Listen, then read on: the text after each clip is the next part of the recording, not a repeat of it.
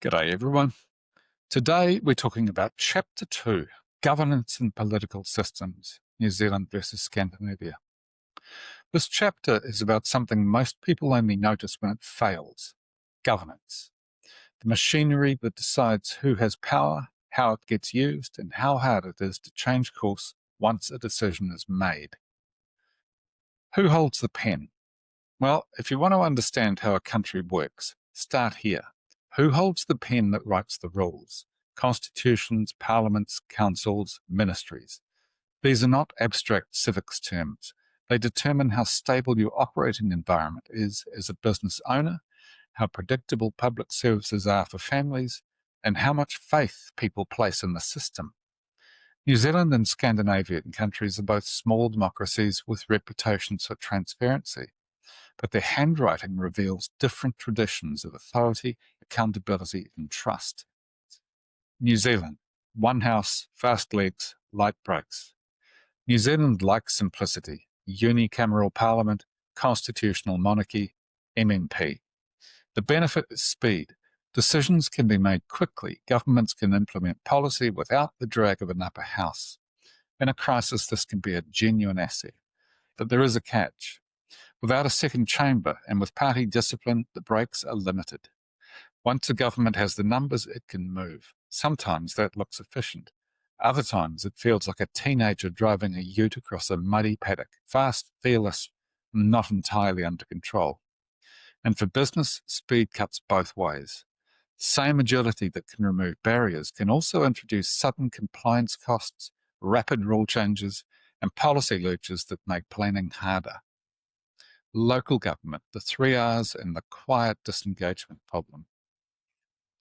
At the local level in New Zealand, councils manage roads, rubbish, and rates, the famous 3 Rs.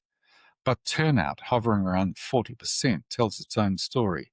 We complain about councils, then we don't vote.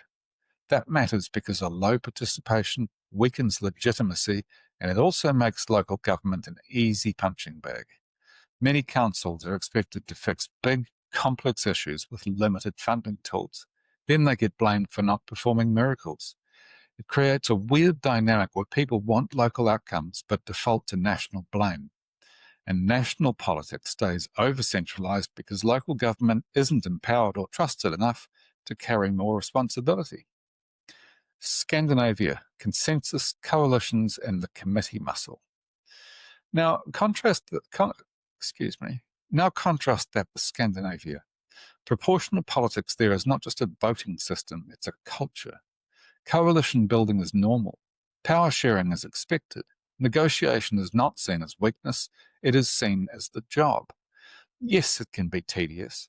Scandinavia has a reputation for committees, consultations, and meetings that could have been an email. But that culture does something important. It produces stability. Policy tends to be tweaked rather than torn up. And because institutions consistently deliver, citizens behave like their vote matters. Turnout commonly sits around 80 to 85%. That's not just a statistic. It reflects a public belief that participation has a point. Local empowerment: closer to services, closer to the firing line. One of the most practical contrasts is decentralisation. In places like Denmark, municipalities carry major responsibilities, often including significant parts of welfare delivery, education, and elements of health and social services. They are tax-funded and powerful. This creates a different kind of accountability. Decisions are closer to the people. When services disappoint, the responsible politicians are local, visible, and reachable. They might be your neighbour. They might coach your kid's sports team. That changes the tone. It also creates a different relationship with bureaucracy. If you decentralise big responsibilities, you need systems, you need process, you need capability at local level. That can feel heavy, but it also means problems are worked on closer to where they show up. Trust and transparency. Clean is not the same as trusted. Here's the paradox. Both New Zealand and Scandinavia rank highly on transparency and low corruption measures, but public trust behaves differently. In New Zealand, many people assume politicians are all the same. Each new scandal gets an eye roll. Even when the system is relatively clean, cynicism is common. In Scandinavia, trust is more cultural. High taxes are accepted because who are these people? Citizens believe they will see value in the return. They don't love paying tax for fun. They accept it because the social contract feels real and the delivery tends to be consistent. This difference matters because trust lowers friction. When trust is high, reforms can be implemented with less suspicion, less sabotage, and more follow-through. Participation and representation. Diversity versus gladiator politics. New Zealand's MMP has improved representation.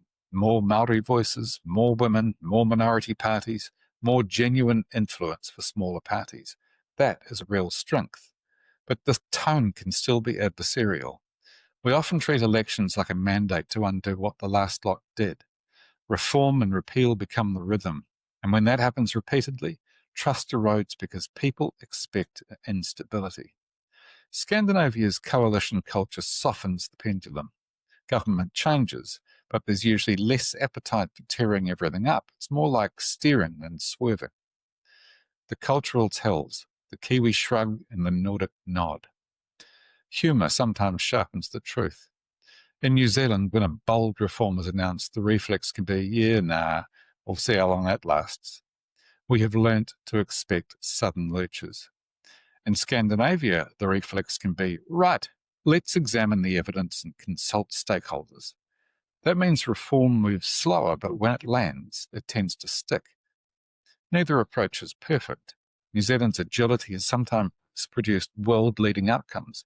Scandinavia's slower pace has produced continuity and trust. Why this matters for businesses and communities? Well, if you run an SME, governance shapes the weather you operate in. In a fast, centralised system, policy shifts arrive quickly. That means sudden changes to costs, compliance, labour settings, procurement and confidence. Planning can feel like building a deck while the tide keeps moving. In a steadier, consensus-driven system, businesses can plan further ahead because rules change more gradually and predictably. You still get change, but it tends to be negotiated into place rather than rammed through and then ripped out. For communities, the impact is daily. In New Zealand, councils might fix the pothole eventually, but they're not typically running your school, welfare services, and local health delivery. In Denmark, your municipality likely has a bigger hand in those outcomes. Accountability feels closer. So does bureaucracy. Closing thought, speed versus trust. Governance is a skeleton, mostly invisible, but it shapes everything else. Comparing New Zealand and Scandinavia puts a spotlight on real tension. Is it better to get things done quickly, even if half the country mutters that won't last, or to move slower, build consensus, and carry people with you? That tension, speed versus trust, will echo throughout the rest of this comparison. So to learn more, read the extended article, which is linked in the description. And my contact details are there too if you'd like a quick chat about how this could be benefiting your business. Thanks for being here. Why not subscribe and have regular updates on the things that matter for New Zealand business? Okay, see ya.